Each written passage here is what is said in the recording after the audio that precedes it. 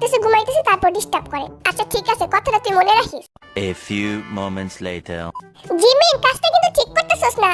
আমি একদম ঠিক কাজ করতেছি। ঘুমাইতে দেস নাই ঠিক আছে, এখন দেখ কি করতেছ। আমার লাগে পয়রা যাবো কিন্তু জিমিন, পয়রা যাবো। মেজাজটা গরম লাগে না? আমার ছাইরা দেন, পয়রা যাবো। সুগা সারাদিন ঘুমায় আর তোরা কিচ্ছু কাজ না, আর আমি ঘুমাইলে এরকম করস। বললাম কইতাছি কিন্তু। তোর কিন্তু আমি ভালো ভালো কইতাছি, সয়রা যা। যা হইছে জিমিন আর আমার মধ্যে, তুই কেন আইছিস এদিকে? আয় তোরে টান দিয়ে উপরে বহাই দেই। আমার ফালাইস না, আমার যদি ফালাস দেইস একটার আমি আস্ত রাখবো না কইয়া দিলাম।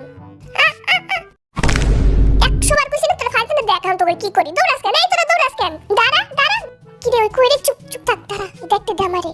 একবার খালি আয় আমার হাতের নাগালে। ওই দরজার পিছনে দাঁড়ায় রইছে জিমিন, ভাগ তাড়াতাড়ি ভাগ। এই দাঁড়া কই যাস? এই তো পাইছি একটা জাদু। এখন কই যাবি তুই? এখন কই যাবি? আমি কিছু করি নাই, তুই প্রতিশোধ নিছিস আমার উপরে, আমি জানি না।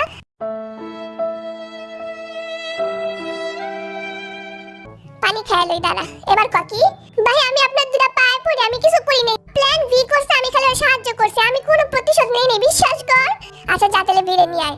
আচ্ছা ঠিক আছে বস, এখনই যাইতাছি। জিমিন, তুই আমার লাগে এরকম বেইমানি করলি? চুপ থাক, নিজে বাঁচলে বাপের নাম।